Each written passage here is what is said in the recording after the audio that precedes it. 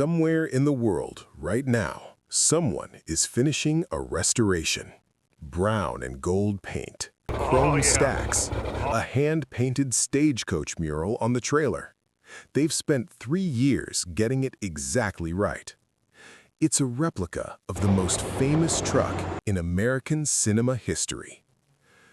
But here's the problem. Nobody can find the original. Not one of them. 3 trucks, 5 decades, hundreds of investigators, enthusiasts, collectors, and 1 actual private investigator, and the trail goes cold every single time. The trailer ended up on the Walking Dead set. The trucks? Gone. And Smokey and the Bandit isn't even the strangest disappearance on this list.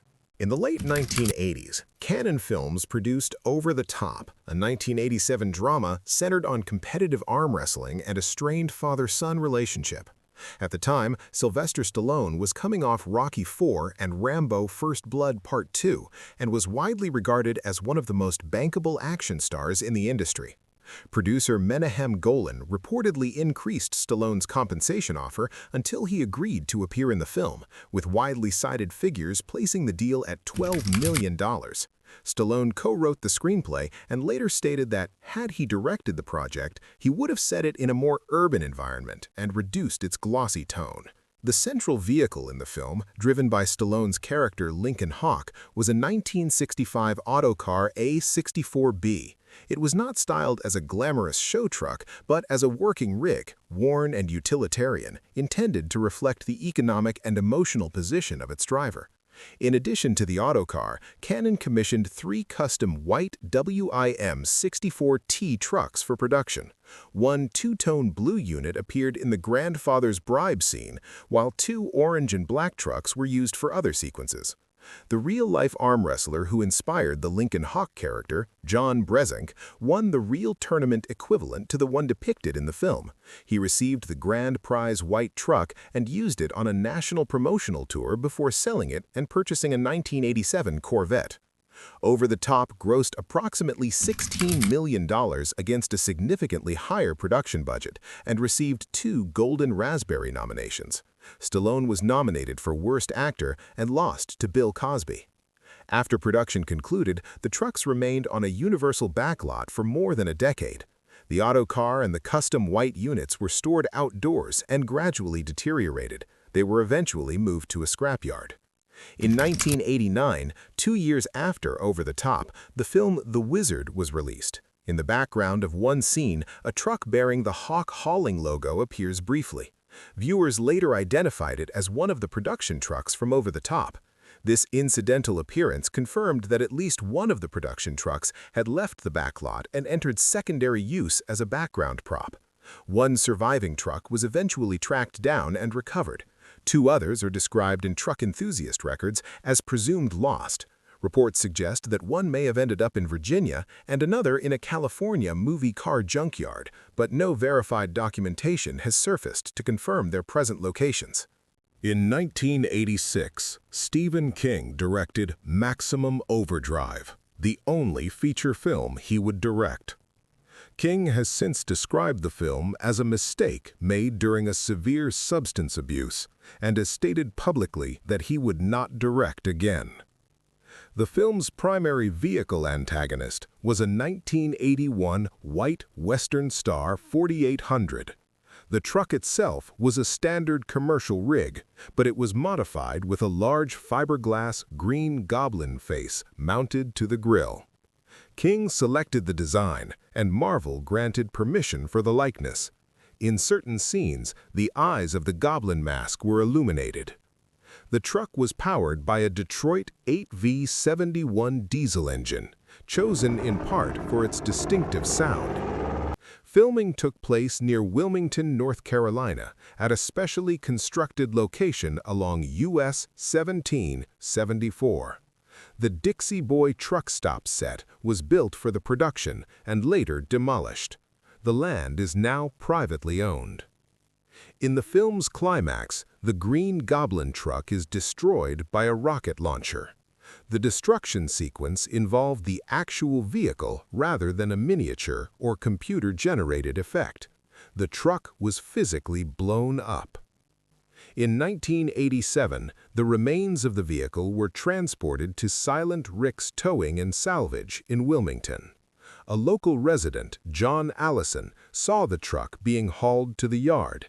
He contacted the owner and requested the goblin face. With permission, he removed the fiberglass head and took it home. Months later, when preparing to move to an apartment, he placed a classified advertisement in a local newspaper. On February 19, 1987, Tim Shockey of Piketon, Ohio, purchased the face. He displayed it for years in his video store, Uncle Jim's Videoland in Waverly, Ohio. After selling the business, he moved the prop to his backyard, where it remained for roughly 20 years. In 2011, he began a 2-year restoration project in his garage. The restored goblin face has since been displayed at horror and comic conventions across the United States and Canada. The truck itself was scrapped in Wilmington in 1987. Only the fiberglass head survived. In 1977, director William Friedkin released Sorcerer, an adaptation of the 1953 French film The Wages of Fear. By that point, Friedkin had directed The French Connection and The Exorcist and was considered one of the most influential filmmakers in Hollywood. Sorcerer follows 4 men stranded in a remote Latin American village who agreed to transport unstable nitroglycerin over approximately 200 miles of hazardous terrain in exchange for payment sufficient to leave the country. Production began in the Dominican Republic, where a suspension bridge was constructed over a river for a key sequence. During filming, the river unexpectedly began to dry up. The bridge was dismantled, shipped to Mexico, and rebuilt over the Papaloapan River at additional expense. That river also began to recede, requiring the use of pumps, wind machines, hoses, and a helicopter to simulate current and rainfall. Because the artificial rain required cloud cover, filming was limited to mornings and evenings. The production trucks were 2 1951 M211 military cargo vehicles, originally Korean War surplus. They were sourced from junkyards and rebuilt for the film. Production designer John Box modified them to resemble working trucks in a Latin American setting. Friedkin named the trucks Lazaro and Sorcerer. Lazaro referenced Lazarus, while Sorcerer reflected Friedkin's stated view that fate, rather than individual control, governed the events of the film. The current locations of the Lazaro and Sorcerer trucks have not been verified. A visitor to Universal Studios' backlot around 1990 reported seeing both vehicles in storage and stated that a lot crew member confirmed their identity. Rumors suggest that surviving units may remain within Universal's inventory, but no documented public confirmation has been produced. Smokey and the Bandit was released in 1977 and starred Burt Reynolds, Jerry Reed, Jackie Gleason, and Sally Field. The plot centers on transporting 400 cases of Coors beer from Texarkana to Atlanta in 28 hours, at a time when Coors could not legally be sold east of the Mississippi River. Reynolds' character drove a black 1977 Pontiac Trans Am, while Reed's character hauled the load in a Kenworth tractor. The film grossed approximately $300 million worldwide. Following its release, CB radio sales in the United States reportedly increased by more than 250%. Dialogue from the film became common on CB channels among truck drivers. 3 Kenworth trucks were used during production. 2 were 1974 Kenworth W900A models with standard silver emblems.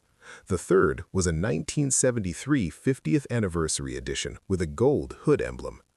All were configured with long hoods, coffin sleepers, and a brown and gold paint scheme. The trailers featured a hand-painted Old West stagecoach mural. The trailer has been publicly confirmed. It is located on the property of Riverwood Studios in Senoia, Georgia, where The Walking Dead was filmed and appeared on screen in Season 7, Episode 10. The 3 Kenworth tractors have not been conclusively located. Kenworth's official materials state that their locations are unknown. Investigations by journalists and enthusiasts have not produced verified documentation, including VIN records, titles, or authenticated photographs. Various unverified reports have circulated, including claims of a truck in an Arkansas cornfield, one on an Atlanta studio lot, and another reportedly purchased by Lindsay Fox in Melbourne, Australia, with documentation from Universal Studios. Between approximately 2013 and 2016, a collector in the film industry reportedly hired a private investigator. The investigator contacted crew members who stated that they had known the truck's locations at one time. The trail did not extend beyond that point. Across these productions, the vehicles were treated as working props rather than historical artifacts. The Kenworths from Smokey and the Bandit, the GMC trucks from Sorcerer, the White Western Star from Maximum Overdrive, and the Autocar and White units from Over the Top were not formally preserved at the time of release. In some cases, individual components survived. The Green Goblin face continues to be displayed at conventions. One of the hawk hauling trucks was recovered after appearing in another film. The Sorcerer trucks may remain in storage, though no confirmed documentation has been made public. The Smokey and the Bandit trailer remains in Georgia, while the tractors themselves remain unverified. For viewers interested in deeper research into film vehicles, restoration efforts, and documented production history, members receive access to extended analyses and member-only videos. Members are also invited to participate in selecting future investigations and determining which vehicle histories will be examined next. These cases illustrate the gap between cultural impact and physical preservation. The films remain widely known. The trucks that carried them are, in several instances, unaccounted for.